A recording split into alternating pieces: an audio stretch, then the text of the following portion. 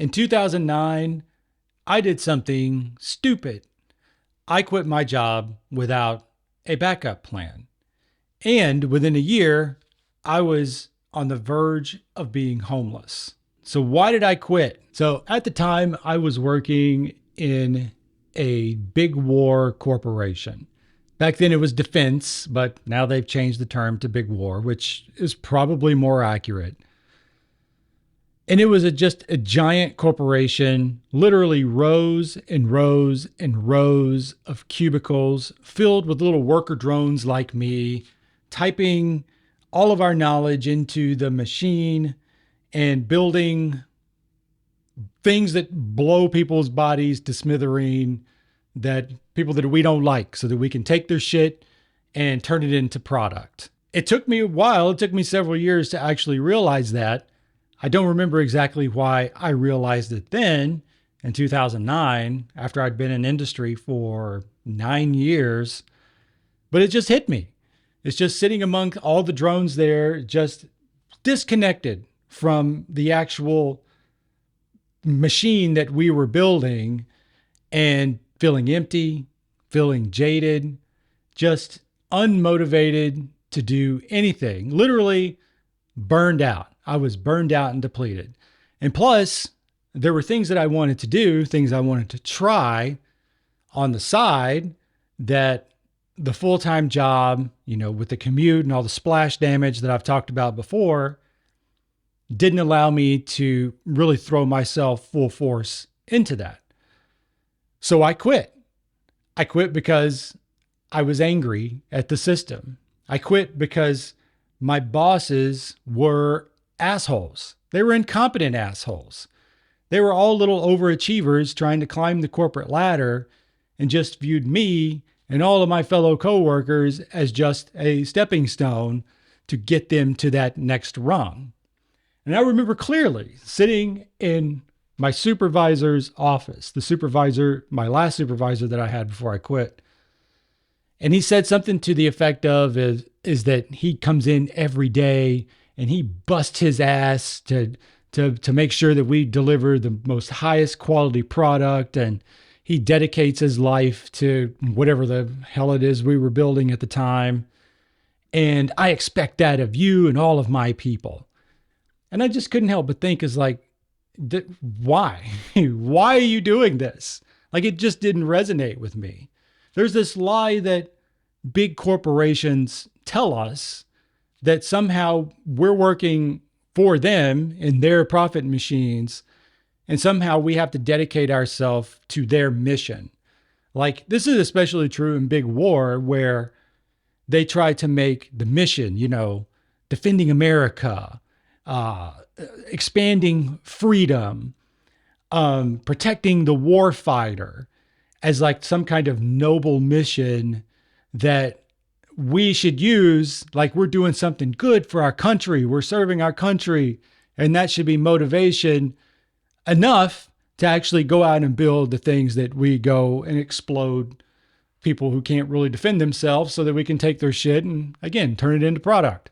They're not doing this out of some noble cause. They're doing this for profit. That's it. That's the bottom line. It's profit. And it just kind of came to a head in 2009. You couple that with terrible bosses, you couple that with competing against, a fuck ton of overachievers who are trying to shove you out of the way and slit your throat so that they can get ahead. They can get an extra 0.1% raise over you. And I just couldn't take it anymore. I wanted to do other things. There's no way in hell I was going to be able to do it where I was at. So I quit. And it was stupid. It was very stupid to quit, because the day after, so I quit on like a Friday. Friday was my last day. Monday, come that very next Monday, I thought over the weekend that I'm going to start a blog. I'm going to start a blog about my journey from quitting the giant cubicle farm to doing my own thing. So I wanted to do blogging. I knew that I wanted to explore building websites as well. And I wanted to explore making music. I built a home studio, and I wanted to kind of lean into that and utilize it to make my own songs and stuff. And so I show up Monday morning, I started the blog, wrote a little blog post, like 250 words a pop. And that was it. That's what I did. And I blew off the rest of the day just fucking around. Next day comes around, same thing. Write a little blog post, 250 words or so, post it. I feel accomplished for the day. Look at me, I'm doing stuff. I'm actually starting my own little business. I'm going to be making money here pretty soon. And it's funny because in those days, in 2009, it was really easy to start a blog. I mean, blogging was all the rage. I mean, it's easy to start a blog now also. But back then, it was a lot easier to get traffic because Google was still stupid and there wasn't as much competition. You know, there was a lot of shitty things on the internet and you only had to be a little bit better than those other things. So I thought I was doing something. But I would spend the rest of the day, you know, after writing the blog, trying to figure out what I should do next. I was spinning my wheels day after day, more thinking about what I should do, like the work that I should be doing in order to make money, you know, to generate some kind of income, rather than actually doing it. And it's a direct result of not having a clear plan when I made the rash decision to quit my job. Luckily, at the time I had sold a house in Vegas a couple years prior. It was right before the housing market crash. I cashed out several $1,000s. So I had that in savings and I had that going for me. I was living off savings. But I wasn't generating any income. And within a year of essentially doing that same loop, blog a little, fuck around a little, blog a little, fuck around a little, day after day after day, I eventually blew through all my savings. And during that stretch for like the first 9 months or so, I wasn't even trying to get another job. Like I thought I was just going to make it somehow. Like somehow I was special and I was going to be chosen. And I bought into the lie that, well, just start a business and you'll be great. But the problem is I didn't know what the business was. I didn't understand how to do any of that. I didn't know how to generate an income. All I knew is how to blog and do the technical stuff, but I didn't know how to convert that into actual revenue. And I was getting traffic on my blog, but I didn't know what to do with that. What am I supposed to do with all this? So I didn't do nothing. I just spun my wheels for essentially a full year. And so at about the 9-month mark, I had to start looking for a job. And it was pretty tough because the city I lived in was relatively small. The big war corporation I was working for was the primary employer there. And it was really tough to get a job in software engineering. But I eventually found a job in a city that was north of where I was at. It was about an 1.5-hour drive away.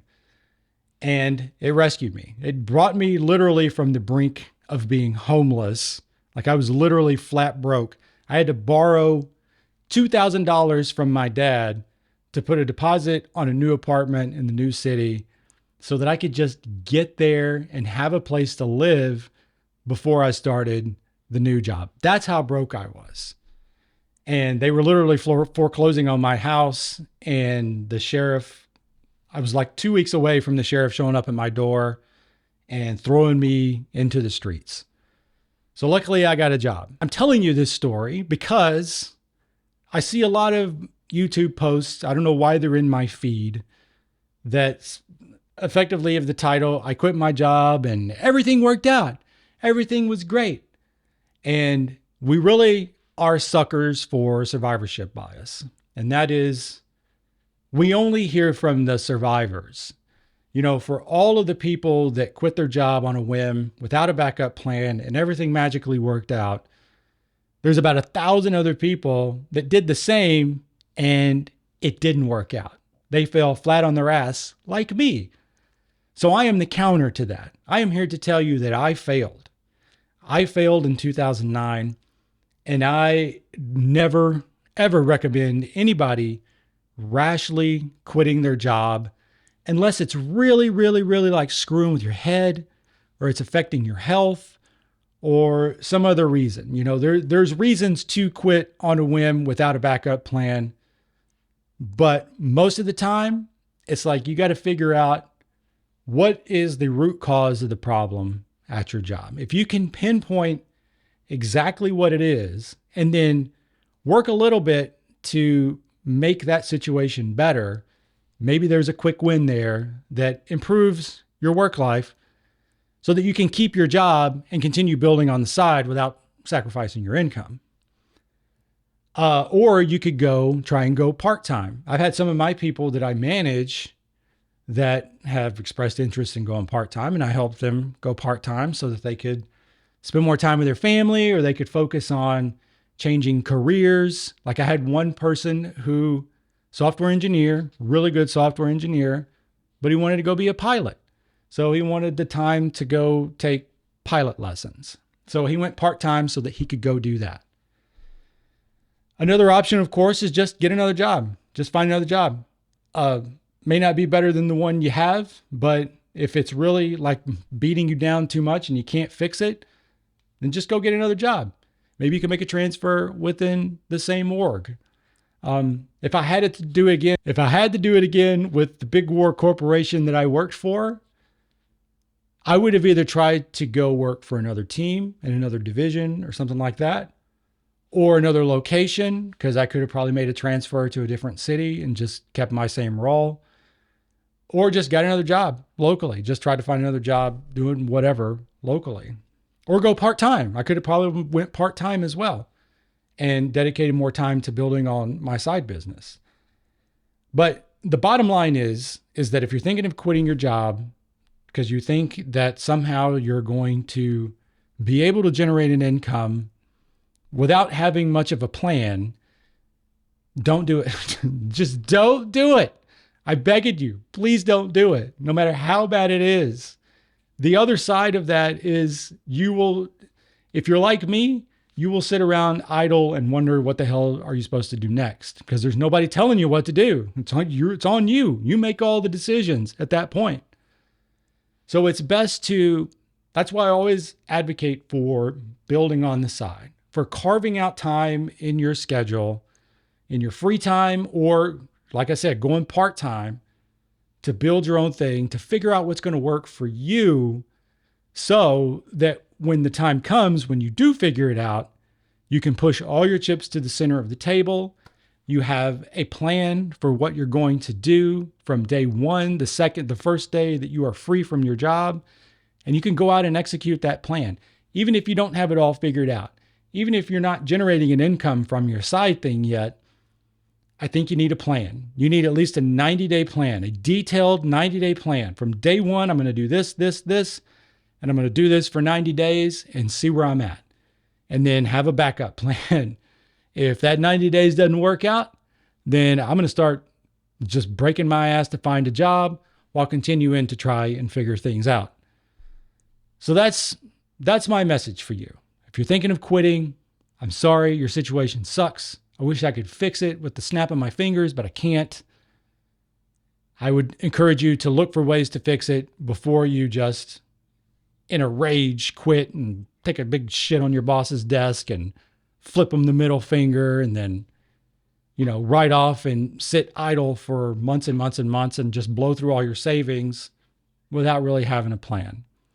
Thanks for watching. I'm Aaron. See you next time.